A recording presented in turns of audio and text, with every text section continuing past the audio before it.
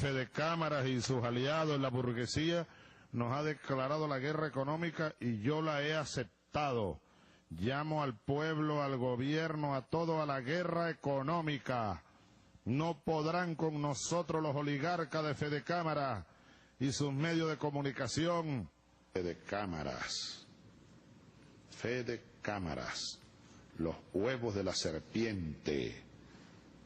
Se consiguieron ahora con la revolución bolivariana, con un pueblo y con un presidente, un humilde soldado que no se va a doblegar ante el poder que ustedes creen tener, sino que estoy aquí más bien para desenmascararlos ante el país. Son enemigos del pueblo, son enemigos de la patria y todas las redes que manejan la burguesía venezolana y sus organismos. Pero el centro de la serpiente, el nido de la serpiente, es Fede Cámaras. Ahí están. Si algún empresario honesto de verdad, como los hay en Venezuela, se siente ofendido, le queda, creo yo, que un recurso, libre como es cada quien, salirse de Fede Cámaras. Porque ese es un organismo enemigo de este pueblo. Buenas noches, estamos aquí nuevamente con ustedes, tanto el compañero Carlos Lazo García como Eric Rodríguez Mieres, para seguir compartiendo con ustedes este debate, un debate importante que lo hacemos en la aproximación de las subjetividades de manera de nosotros alcanzar la mayor objetividad en esta reflexión. Quiero comenzar dando mis palabras de condolencia a nuestra compañera querida Lolimar González por la muerte de su padre, una trabajadora nuestra, una luchadora, mujer inteligente. Lolimar, mis palabras de condolencia para ti y bueno, esperemos acompañarte en tu dolor. Igualmente queremos enviarle un saludo de amor, de mucho cariño, de mucho afecto a nuestra compañera Ilse Correa Rodríguez. Ilse, nuestro amor, nuestro afecto, nuestro cariño, siempre permanente. Un saludo para ti y esperamos pues que tú sigas allí en pies de lucha. Carlos, hoy tenemos muchas cosas por hablar después de escuchar lo que ha dicho nuestro presidente Hugo Chávez Frías, siempre memorablemente en nosotros, porque allí está una guía y para nosotros que hemos estado toda una vida luchando, estas cosas lo que hacen es reafirmarnos mucho más y convencernos que tú no puedes confiar, como él ha señalado, en sectores que desde el año de 1947, con la Declaración de San Cristóbal, como el caso de Fede Cámaras, creada en 1944, nada menos y nada más con la Declaración de San Cristóbal del año 1947, establecieron que Fede Cámaras debía participar en la estructura del Ejecutivo en lo que era la finanza y la planificación. De manera que estaban tonticos los muchachos. Poner los reales y los proyectos y ellos se iban a beneficiar del excedentarismo o lo llamado rentismo petrolero. Fíjense cómo estos señores cada día tenemos que desenmascararlo. Aquí no hay posibilidad de conversar. Fíjense, yo en esto no quiero ser extremista. Aquellos sectores, como dice el presidente y siempre memorablemente nuestro presidente Hugo Chávez Frías, aquellos sectores económicos que quieran deslindar, que sientan realmente por el país, porque han invertido acá, que den un paso al frente y deslinden de ello. Porque Fedenaga, que se ha beneficiado toda su vida, desde que han traído ganado, vaquilla, han montado las miles de empresas, ellos son los dueños. Y yo quiero decirlo acá, por eso no se le puede confiar en la regulación de la carne. Por eso es que ellos no están de acuerdo, porque bueno, ellos son distorsionadores de la cadena de comercialización, porque ellos son especuladores. Fíjate, Carlos, para darte la palabra, que aquí podemos ver, por ejemplo, Mataderos Industriales de Occidente, compañía anónima en el estado Lara. Les estoy hablando de los dueños de la carne, los que le tienen la guerra al pueblo y que salgan a aclarar si no son. Estoy casi seguro que le van a mirar con la cara al pueblo y no le van a enseñar la sonrisa, que es sonrisa, sino las ganas de morder y seguir chupando al pueblo, porque eso es lo que han hecho ustedes. Frigorífico Industrial Turmero, Compañía Anónima, Estado Aragua. Frigorífico Industrial Andes, Compañía Anónima, Estado Mérida. Frigorífico Industrial Santa Bárbara, Estado Zulia. Frigorífico Industrial del Sur del Lago, Estado Zulia. Y frigorífico y operadores Oedorle en el Estado Lara. Nada menos y nada más que estos señores, Carlos, tienen el 80% de la producción, oye, del transporte, de la refrigeración, controlan a los caberos y por lo tanto controlan a los mayoristas. ¿Te parece poco? Tremendo oligopolio que tienen estos señores. Y estos son los señores que se sientan muchas veces con nuestro gobierno, como han engañado con el caso de los huevos, y entonces le dicen, yo creo que hay que verle los rostros, hay que mostrar los rostros de estos señores, y que miren al pueblo. Esos son los que engañan, no el presidente Nicolás Maduro ni nuestro gobierno, pero hay que desenmascararlo. Lo mismo, estos señores controlan 44 frigoríficos y más de 250 salas de matadero en 10 estados del país. De manera que estos señores, cuando usted ve allí, que llaman ganado en pie, que colocan allí, que dura entre 3 a 4 años para tener condiciones de llevarlo al matadero, eso que ustedes ven allí debe costar aproximadamente, si le ponemos metiéndole vacuna, comida, todo, entre 13 a 15.000 bolívares el kilo. Luego, cuando está en el matadero, que le sacan vísceras, sangre y pasa a ser en canal, entonces allí debería costar un poco, ponle el doble, 26.000 bolívares aproximadamente. Bueno, de allí en adelante, que ya es en canal, que viene el desposte, que hay que repartirlo a todos las grandes carnicerías y pequeños carniceros, debería costar aproximadamente 10 más, o sea, un poco más. Debería estar entonces entre 38 a 40.000. Bueno, pero estos señores ahora, después que hacen un pacto, como lo hicieron con el caso de los huevos, dicen que no, que esos precios no se pueden sustentar. Bueno, estos son los señores que manejan toda la estructura de costos, toda la estructura de producción, toda la estructura de transporte, y pretenden estos señores, que no llegan ni a 10.000 personas, imponerle a todo un país y tratar de hacer que se pierda la fe y la confianza y la pérdida de autoridad, porque nuestro gobierno sale a ofrecer entonces esto y a decir el compromiso para garantizar la seguridad alimentaria, y ellos salen más atrás a descalificar el gobierno para que el gobierno pierda autoridad, porque eso es parte de la estrategia de guerra. Carlos Lazo García, tiene usted la palabra. Sí, mira, ese micro introductorio donde el comandante Chávez aparece denunciando la guerra económica, tiene un contenido muy importante, puede ser el contenido de la lucha de clases. Eso es lo que le da Chávez a ese es el significado de la guerra económica. Tú estás describiendo realmente un sector muy importante que es la carne, que es la proteína. Y ese sector vemos cómo coincide con lo que está diciendo el comandante Chávez, porque esas son las redes de distribución que controla todo lo que es la comercialización, desde de todo lo que es el beneficio hasta todo lo que es la línea en frío para la conservación, etcétera. Son las redes de distribución de las que habla Chávez en ese discurso.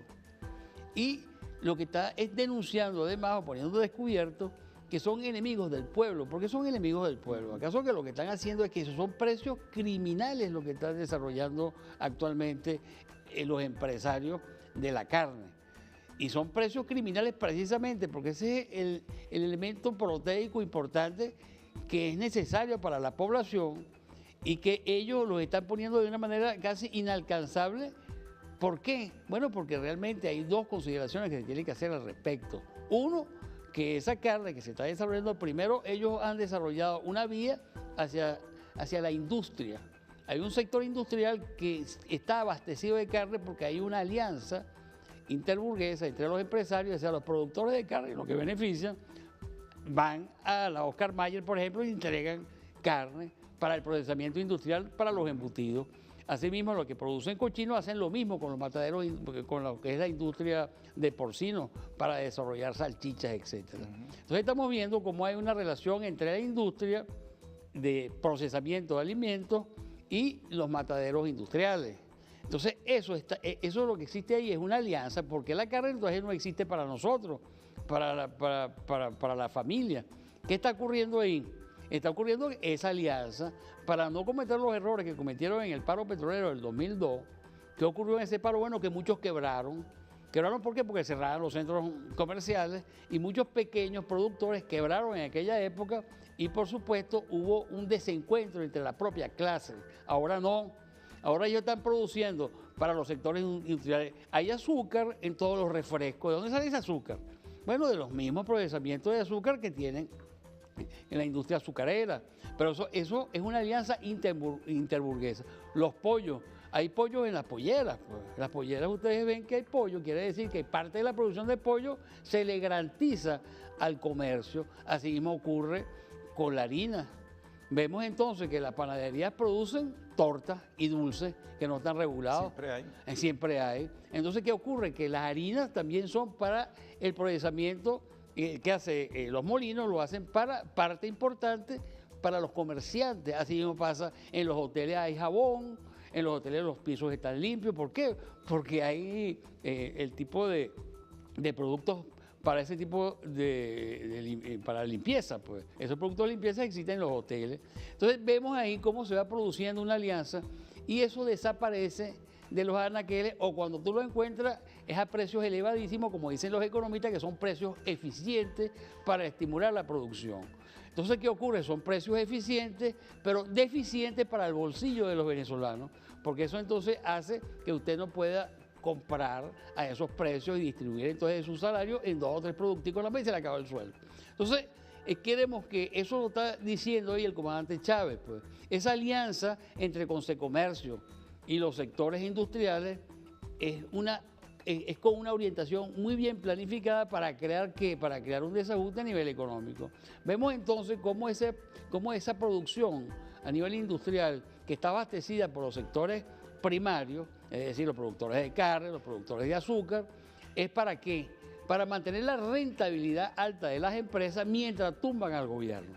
De eso se trata. Se trata de una alianza ya muy bien planificada para lograr ese desajuste a nivel social. Ahora, fíjate, esos comentarios, Carlos, yo creo que en los próximos segmentos nosotros debemos seguir desarrollando. Si una debilidad que nosotros hemos heredado y que lamentablemente nos tiene atrapados, a pesar de todo el esfuerzo que hemos hecho, que no se puede negar, nadie nos lo puede negar, es precisamente todo el proceso de la estructura económica. Eso nos indica que ese modelo no es viable para la sociedad que queremos construir. Vamos a la pausa, Carlos Lazo García y Eric Rodríguez, y ya volvemos para seguir conversando.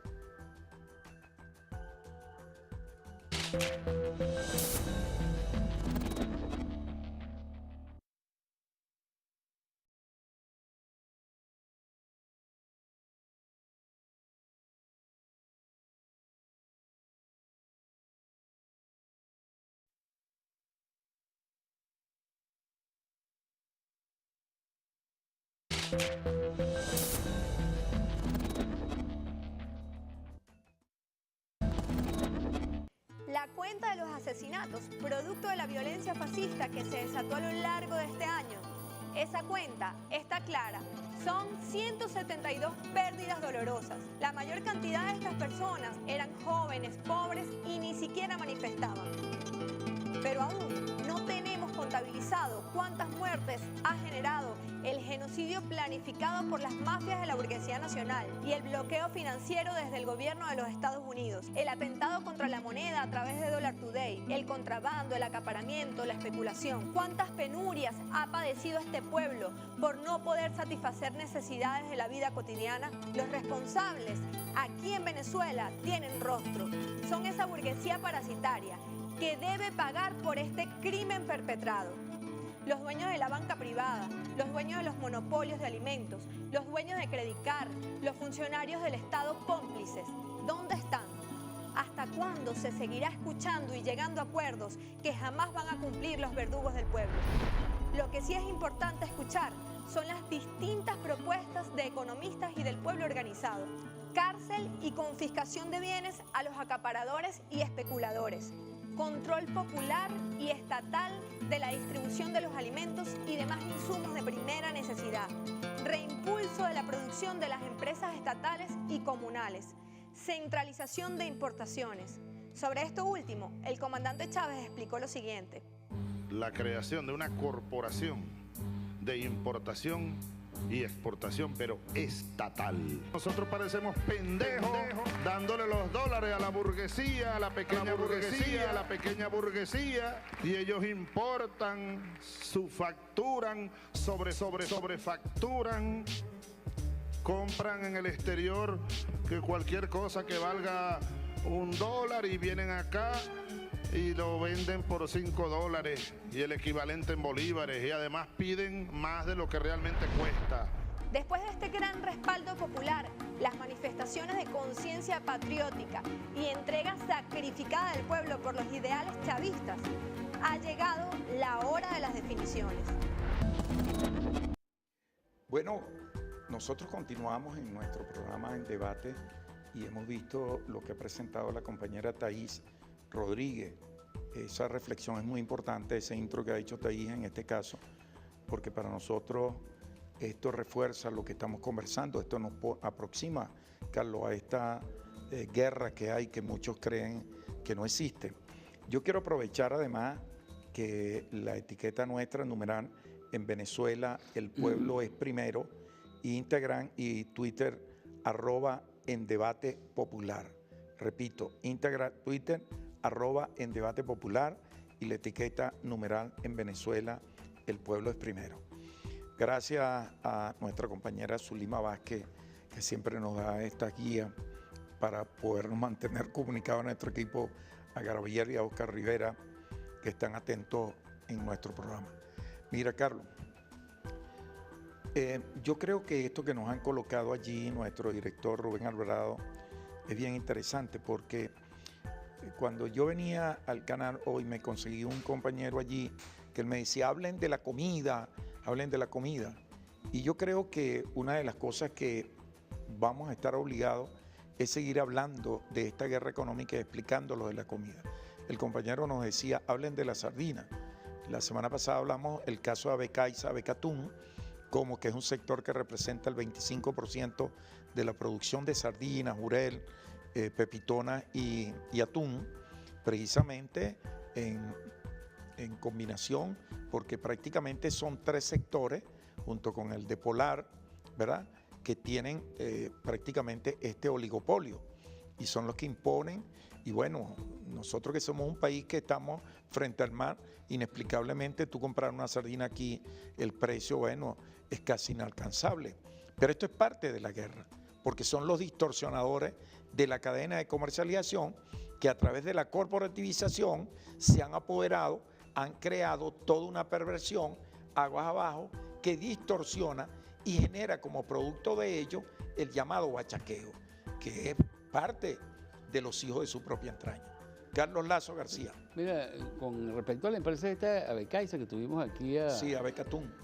Abecatún, que tuvimos a Raquel Herrera, que es secretaria de reclamo del sindicato de esa empresa. Bueno, hoy hubo un incidente importante que fue inclusive radiado por RNB, porque cerraron la empresa y botaron a los trabajadores a la calle. Entonces ellos trancaron la calle hoy en Cumaná, pues eso ocurrió hoy. Cumaná, exacto. Sí, producto del programa del viernes pasado, pues, es decir, que tuvo un impacto muy bueno, porque ellos plantearon ahí una cosa que es necesaria que todo el mundo sepa. Es una empresa que tiene 4 barcos atuneros, como lo plantearon ellos aquí, y andan por el resto del mundo exportando, pescando atún y exportando. Y entonces ellos cumplen una cuota en Venezuela, que es la cuota para mantener la empresa abierta, pero su principal producto de exportación es para ellos nada más. Además de eso, ellos ahí llevan gasoil, que lo venden y lo contrabandean a nivel internacional. Esa fue la denuncia que ellos pusieron aquí. Además, tienen más de año y medio esos barcos afuera y no regresan, y las tripulaciones venezolanas, bueno, tienen año y medio afuera, pues. Entonces, esto es una empresa, esta es la característica del empresario venezolano. Sé que ese es uno de los problemas que nosotros tenemos, porque tenemos un empresariado parásito como lo dice el propio comandante Chávez en ese micro que estuvimos viendo, y además que ellos, como necesitan los dólares del Estado, porque eso es otro de los grandes problemas de cómo se estructuró la industria venezolana. Resulta que un industrial venezolano, cuando va a poner una empresa, ¿qué hace? en la primera fase, cuando él va a transformar su dinero en empresa, es decir, cuando va a desarrollar el ciclo de circulación del capital, ellos tienen su dinero en el banco. Entonces, para montar una empresa, después de hacer los estudios y el proyecto, ¿qué es lo que hacen? Bueno, comprar la maquinaria y equipo. Entonces, y además contratar mano de obra para producir, bueno, un determinado tipo de producto. Ahora, ¿qué tiene que hacer ellos para poner la primera fase para instalar la empresa? Bueno, necesita la maquinaria y los equipos, ¿no? Entonces tiene que ir al exterior, ¿no? Porque aquí en Venezuela no se produce maquinaria y equipo, que es el elemento, como decía, el núcleo central para poder producir y poder explotar y producir plusvalía y beneficio. Entonces, ¿qué ocurre? Ellos van al mercado internacional. Pero eso es en todos los sectores industriales del país, pues. ¿Qué significa eso? Bueno, que se estructura entonces una relación de dependencia, nada menos en el centro de la acumulación, tanto a nivel individual como a nivel de la economía en su conjunto, porque usted necesita maquinaria y equipo para producir, para poder acumular. Entonces, ese centro, ese núcleo no se produce en el país. Entonces, se estructura una periferia del capitalismo que se construye en Venezuela. Por eso la industria es periférica y además es dependiente de la tecnología de esa maquinaria y equipo que no se produce en el país. Entonces, el empresario venezolano se le transforma lo que es la tecnología, que es eso, pues la maquinaria, los equipos y todo lo que está alrededor de eso, el conocimiento, todo lo que es el mantenimiento y los servicios que eso acarrea. Se hace entonces, ¿cómo? Se hace dependiente, pero entonces para él eso lo ve como una mercancía más, pues, y se transforma el industrial venezolano, la mentalidad que tiene es de comerciante, no de industrial. Así es. Entonces, ¿qué ocurre?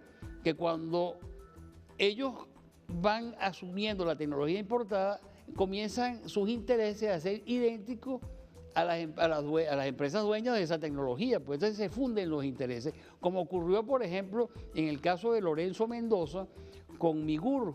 Migur es un producto importante como ejemplo de cómo hace la burguesía venezolana para poder producir. En el caso de Mendoza, ¿qué hace? Por un lado está Carlos Pascual en España, que su empresa, que es la que produce la tecnología para ese Migur, está allá en España quebrando, porque ya ese Migur, esos productos que producen ellos no se les vende allá porque los españoles están muriendo de hambre, como todos sabemos, pues. Entonces, ellos no pueden seguir vendiendo yogur y consiguen en Venezuela, entonces, la capacidad, o sea, un sector como un socio, pues, que es el señor Lorenzo Mendoza en Alimentos Polar, y construyen esa empresa. Esa empresa costó 120 millones de dólares. Ahora, esa empresa tiene una tecnología que no puede ser intervenida por Lorenzo Mendoza. Entonces, él queda atado a todo lo que es la estructura tecnológica de esa empresa y todas las modificaciones que hace esa empresa son allá, pues no es propiedad de Lorenzo Mendoza. Entonces, ¿qué ocurre ahí? Que él va siendo cada vez más dependiente y los intereses de esa transnacional se funden con los de Mendoza. Entonces, Mendoza pasa a ser apátrida, como decía Chávez en el video que vimos al principio. Se transforma entonces en un apátrida. Por eso son enemigos de la patria. Es decir, porque se transforma en una patria porque sus intereses ya no son los de Venezuela, sino de la transnacional de las cuales depende. Y eso es muy importante comprenderlo, que eso es un proceso que se viene desarrollando desde que se estructuró la burguesía venezolana como industria, toda dependiente de allá, entonces ella se fundió con los intereses internacionales, pero de manera subalterna. La burguesía venezolana es subalterna de la burguesía internacional. ¿Y eso por qué? Porque ellos forman parte de la acumulación del resto de la burguesía internacional, porque ellos están vendiendo empresas, es decir, maquinaria y equipo para los venezolanos, de manera de que ellos expanden su mercado sobre bienes de capital y como aquí e impiden la producción de bienes de capital en Venezuela. Entonces Venezuela se hace cada día más dependiente y esta burguesía se hace sus intereses se van fundiendo de una manera mucho más armónica con el resto del mundo, sobre todo ahora que la última etapa de la tecnología hace que tú cuando compres una maquinaria de última generación queda ligado entonces a la materia prima que procesa porque es tratada biotecnológicamente, etcétera. Entonces, ahí vemos cómo cualquier alianza que se produzca con los sectores industriales venezolanos hay que tener mucho cuidado. Primero, porque ellos dependen de todo el superávit, como decir, todo lo que exporta Venezuela en petróleo, es para financiar esa burguesía, porque ellos necesitan la materia prima, la maquinaria de equipo para poder producir. Entonces, ¿qué está ocurriendo? Que la empresa venezolana, el industrial, en casi toda su totalidad, dependen del Estado venezolano. Entonces hay que discutir qué tipo de empresa privada tenemos. Claro, si es que esa empresa privada o es del Estado. O es del Estado. Esa es una discusión, Carlos, en estos minutos que nos queda, que es bien importante de este segmento. Fíjate, por eso es importante el conocer cómo se conformó esto. Pues tú sabes muy bien que en ese acuerdo del 6 de noviembre de 1939 fue un elemento clave, porque Nelson Rockefeller, bajo su tutoría, impusieron unos acuerdos con Estados Unidos para los productos que se iban a traer. Pero eso posteriormente, a los 4 años, se firmó un acuerdo para el tipo de industria manufacturera que se iba a imponer al país. Allí, al grupo de estos señores, que son unos pulperos y bodegueros, mal llamados empresarios, como ellos no tenían lo que es el duro, eso que la gente llama en el shakespeariano, que es el inglés, el know-how, evidentemente quedaron dependiendo de quien se lo estaba imponiendo, claro, de las empresas norteamericanas. Entonces, ¿qué pasó? Bueno, por ejemplo, alguna gente piensa que Polar es nacional. No, ve PepsiCo, ve Deutsche Bank, ve Pascual, ve muchos de los productos que ellos tienen, que quién es el dueño de la patente. Por ejemplo, Alfonso Rivas y compañía. El dueño de la patente es McCormick. ¿Por qué? Porque eso es lo que uno tiene que ver a quién y con qué tecnología producen ellos. Ahí se impuso definitivamente eso. ¿Qué es lo que han hecho los empresarios? Se convirtieron en unos chupólogos, se convirtieron en unos parásitos. Bueno, a partir de que se creó la Corporación Venezolana de Fomento, en el año 46, los tipos aumentaron sus ventosas y se pegaron de esa ubre hasta el año 84, que había que cerrarla porque ya olía mal la corrupción que habían creado los empresarios. Pero es que los empresarios han sido unos parásitos. Sí, son unos parásitos, otobio, garrapata, gusanos aplanados. Yo no le puedo decir de otra manera. ¿Por qué? Porque ustedes, señores empresarios, cuando el señor Armel Lucinchi, dígalo usted, metieron la deuda privada, la metieron en la deuda pública.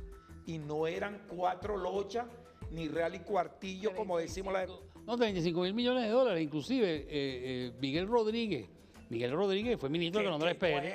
Que no era ninguna gente de muestra de la revolución ni marxista-leninista, ni nada de eso. Claro. En un trabajo que es importante que lo lean, que se llama El verdadero origen de la deuda venezolana. Eso aparece publicado en una selección de obras que tiene el Banco Central en el año 1984 aproximadamente, donde él demuestra que la burguesía es la que se endeudó en 35.000 millones de dólares. Es decir, todo lo que le dio el gobierno de Luis Herrera a la burguesía, ellos lo transformaron en dólares y todos los dólares que le dieron y lo invirtieron en el resto del mundo, sobre todo en Nueva York. ¿En qué? Como lo dice él ahí, en condominios en Miami, en inversiones en la bolsa de valores. Entonces, eso generó entonces una serie de inversiones, pero fue producto de todo lo que ingresó a Venezuela por concepto de deuda, que lo asumió entonces, lo transformó entonces con la banca internacional privada en deudas adicionales con esa banca internacional privada con la cual la burguesía contrajo las deudas para comprar esos condominios,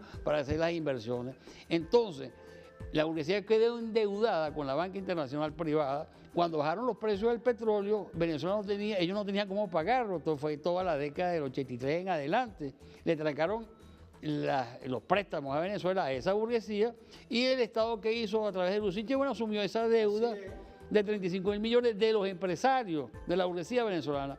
Y entonces ese es el problema que nosotros estamos arrastrando, porque esto que estamos viviendo ahorita es producto de ese fracaso estruendoso de la burguesía en el propio desarrollo nacional. Pues.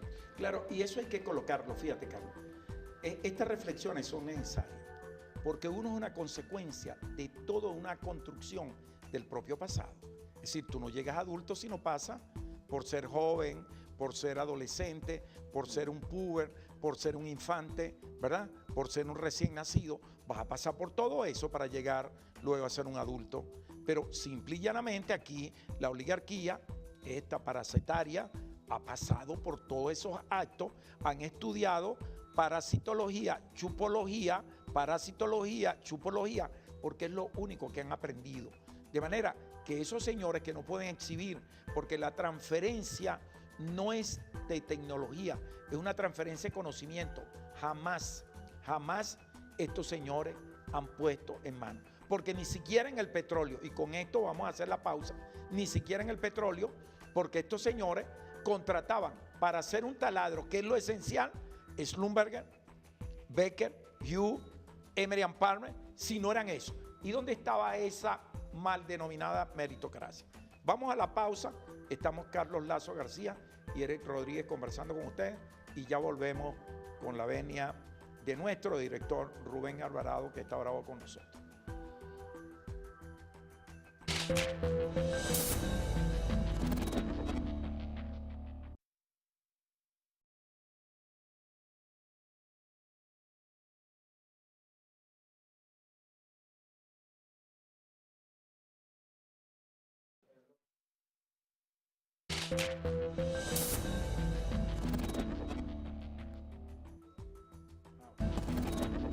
Anuncio que a partir de esta semana va a entrar en circulación el nuevo billete de 100.000 bolívares para completar el cono monetario venezolano y para proceder a fortalecer la política de protección, seguridad social de los trabajadores, trabajadoras y la familia venezolana. El nuevo billete que viene a completar todo el cono monetario. Aquí está el billete de 100 bolívares original. 100.000 bolívares, correcto. Es una batalla de movimiento. Ellos hacen su movimiento de robarnos un billete y nosotros hacemos el movimiento de publicar otro y de fortalecer el sistema electrónico. Es una batalla. No vayan a creer, porque a veces por ahí hay teóricos y gente que escribe muy bonito, pero no sabe cómo se bate el cobre en la calle, compadre, y cómo lo batimos nosotros todos los días con todos los frentes de guerra y de ataque económico que nos hacen. Bueno, nos están viendo desde Bejuma, uno de los camaradas. Me disculpa que no haya tomado, pero me llamó ahí y lo atendí. De todas maneras estaremos pendientes, compañero. Carlos, fíjate que a veces cuando tenemos estos análisis que nos toca y estos planteamientos que nos tocan hacer muchas veces, yo creo que uno está obligado pues, hasta pensar que a veces hay que hacer como un micro o algo más, lo más didácticamente posible para explicar la guerra que hay porque una de las cosas que se hace en la guerra es descalificar a la moneda de un país, degradarla y crear una pérdida de la estima y crear un clima indiscutiblemente de conflicto. Pero tú quisieras hacer mención antes a una compañera también con quien conocemos, es solidario con ella. Sí, yo quisiera enviar mi más sentido pésame a la camarada y compañera de trabajo Luisa Liendo. Murió su mamá, pues entonces, por supuesto, en esos momentos pues, es necesario la solidaridad más absoluta de los amigos que la queremos mucho. Entonces, en consecuencia, pues, Luisa, mi más sentido pésame por este momento pues, que estás atravesando. Bueno, mira, hay una cuestión que sí me parece importante dentro de todo eso que venimos hablando, que es esa forma en la cual Venezuela se conformó, que uno de los elementos centrales, que inclusive esto que acabamos de ver del dinero, forma parte de esa misma estructura de la dependencia, aun cuando no se comprenda así. Fíjense que, por ejemplo, actualmente en esta crisis de escasez de billetes que tenemos, ese billete de 100.000, ¿cómo hacemos para obtenerlo cuando en un banco lo que te dan son 30.000 bolívares pues, en efectivo? Entonces hay un problema grave, pues, o sea, Sudeban tiene que actuar de alguna manera para poder entonces uno retirar una cantidad de dinero que nos sirva para ir a la calle, porque los precios están elevando de tal manera que ese billete de 100 nunca lo vamos a ver. Y ese va a tener al final allá en Colombia, como han sacado una cantidad de parte del nuevo cono monetario. Entonces es importante por eso, y eso forma parte de toda esa agresión contra Venezuela, aprovechando una debilidad que tiene la economía venezolana, y es lo que hemos estado diciendo, que depende del exterior toda su estructura. Entonces eso hace que esa debilidad se transforme en una gran fortaleza cuando se quiere sabotear. Porque lo que hay que decir es que no hay dólares, entonces yo no puedo producir, entonces creo escasez. Pero entonces incremento los precios porque hay una parranda de economistas que van a justificar el aumento de precios porque hay escasez. Y entonces, pero ellos no van a las últimas consecuencias de la relación, sino que se quedan solamente en ese hecho fenoménico, es decir, el resultado de un proceso de escasez producto de que ellos están saboteando la producción, inclusive, como habíamos, inclusive hasta la simplificación de la producción, de manera de solamente producir presentaciones para las industrias y para el comercio, y no presentaciones domésticas. El gobierno, por ejemplo, debería, y ahorita te doy la palabra, Eric, debería generar un decreto de esa asamblea constituyente, o el gobierno, donde se obliga a las empresas a desarrollar las presentaciones domésticas de 200 gramos de margarina. Eso no se ve más nunca, sino un tarro de 500 gramos que se vende a 12.000, 15.000, 18.000 bolívares. Entonces las panelas aquellas de 200 gramos desaparecieron del mercado. Entonces eso es importante, un decreto para obligar a los empresarios a regresar a la producción, a regresar a la producción anterior, y para poder entonces satisfacer las necesidades de amplios hogares venezolanos.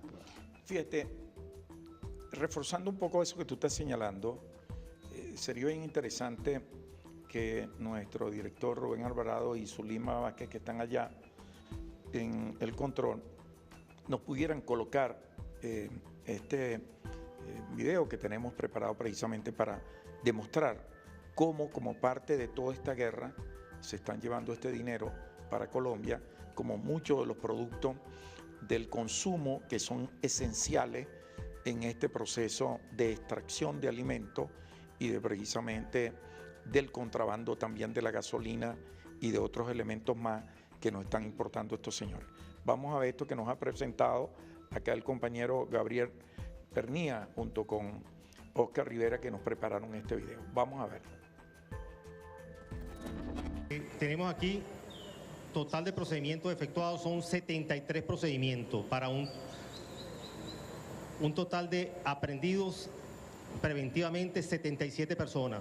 Esas 77 personas traían encima 50.301.400 bolívares. Todo eso, por supuesto, con un modo operandi de que lo traían en maletas, vehículos, intermediarios, motos, usando trochas o caminos verdes.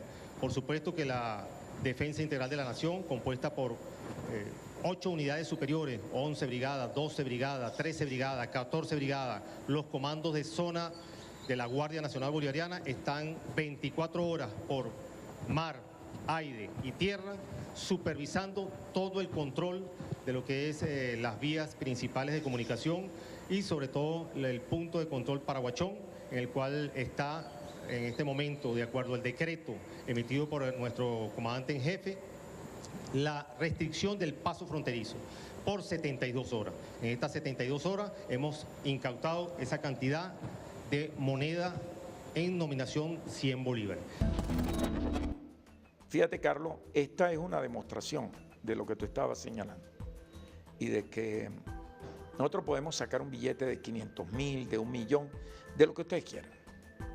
Y sabemos cómo se va a distorsionar, porque el país tiene que repartirle a través del Banco Central y bajo el control de Sudeban se le van a repartir un dinero a los distintos bancos.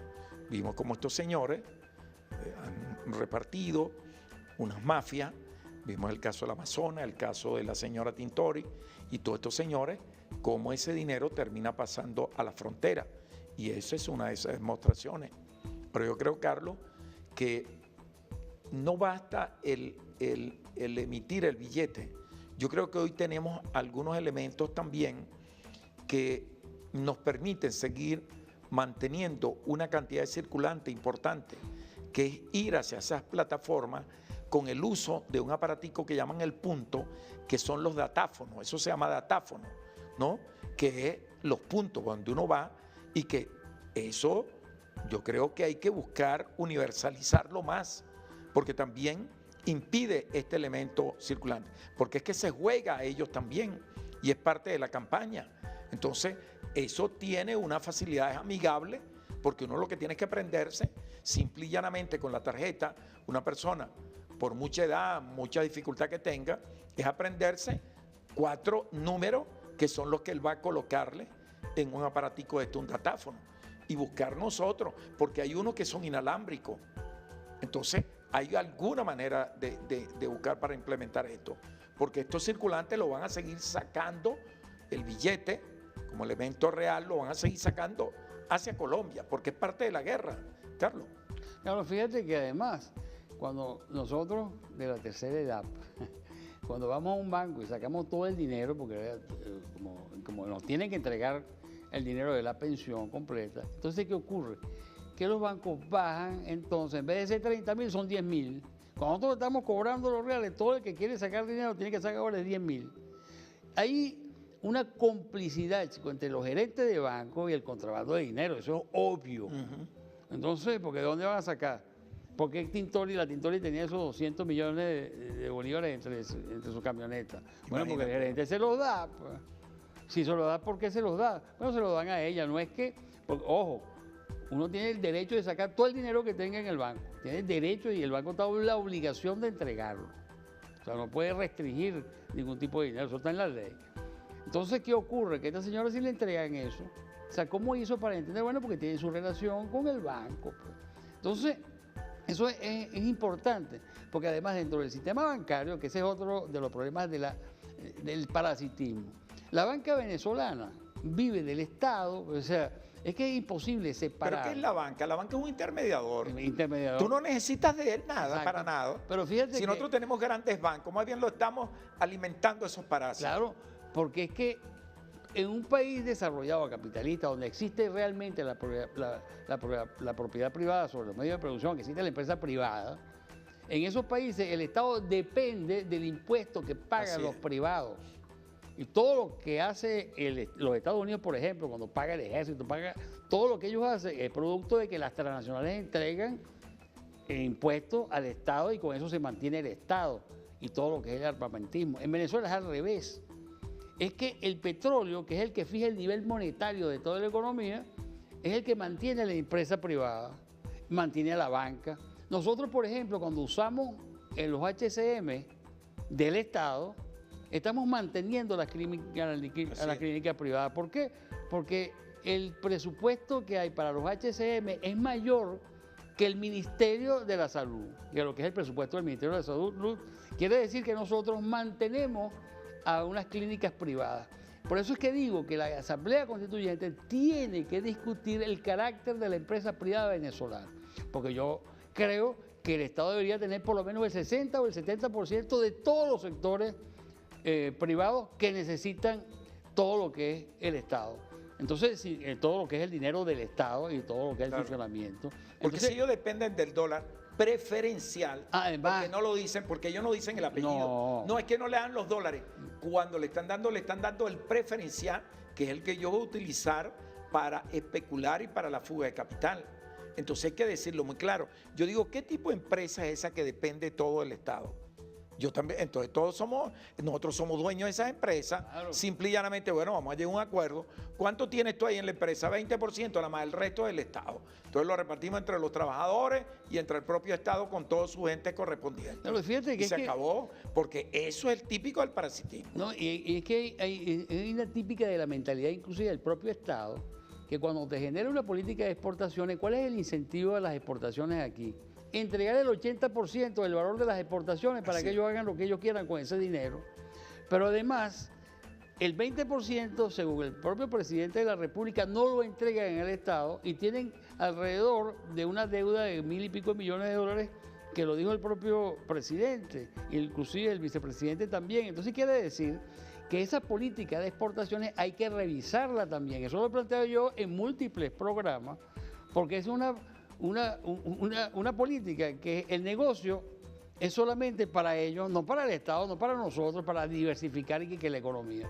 Eso no es posible con una empresa que no puede exportar porque no tiene capacidad tecnológica, como lo vemos. Inclusive nosotros vamos a hacer un programa sobre todo ese proceso, de manera para demostrar al público, a todos los usuarios, de cómo es el problema realmente de la estructura económica venezolana y por qué son parásitos, por qué dependen del Estado, por qué fracasaron en ese proceso. Entonces, ese hecho solamente de que nosotros estamos financiando las clínicas privadas corresponde al problema de salud, pero eso tiene un impacto mucho más grande. ¿Por qué? porque eso es en detrimento de la salud que nosotros estamos construyendo. Ese presupuesto debería estar en manos de los hospitales y no de los privados. Y los privados dentro de la clínica privada, entonces que van a ver cómo hacen. No, que incluso eso tiene que ver con la propia inversión, Carlos, que tú has señalado, de lo que deberíamos hacer en la industria farmacológica. Es decir, farmacéutica, perdón. ¿Por qué? Porque para nosotros es importante en esa transferencia de conocimiento los acuerdos que se puedan hacer, sobre todo con aquellos países del mundo donde generan mucho genérico. El caso, por ejemplo, de la India, el caso de Sudáfrica, es decir, donde nosotros podamos enviar, así como enviamos a China, gente nuestra a prepararse para hacer transferencia de conocimiento, porque no es posible que algunos medicamentos que están liberados de patente, que no están atados, entonces ni siquiera tú puedas producirlo aquí, porque estos señores te controlan hasta la materia prima. Entonces eso no tiene sentido, porque terminamos realmente en las manos de ellos o en la fauce de ellos. Y yo creo que esas son cosas que hay que reflexionar. Por eso es que estamos viviendo, yo diría, Carlos, el momento más bello que tiene la República en la búsqueda de su soberanía y del proceso de liberación permanente. Porque es una ruptura con el esquema que nos impusieron a nosotros. Definitivamente, que a mucha gente le da miedo, y digo mucha gente, los que no creen en el pueblo, ¿de acuerdo? Y por eso es que teniendo un gobierno como el que tenemos, con todos los errores que existan, hay por lo menos que ese es el camino del proyecto. Y ahí se ha ido hacia allá, con todos los errores que se quieran colocar, con todos los desaciertos que se quieran indicar, pero hacia allá vamos. Entonces, ¿por qué no reforzar eso? ¿Por qué no empujar hacia allá? Claro, y que inclusive tenemos que tener un reencuentro con nuestra propia relación con la naturaleza y con la tierra. Porque aquí, por ejemplo, a nivel de la agricultura, uno de los grandes problemas también es que estamos atados a una tecnología que es solamente de agroquímicos, que son más bien agrovenenos, que la mayoría de componentes son importados, pues. Entonces nosotros estamos siendo controlados por las empresas que producen eso.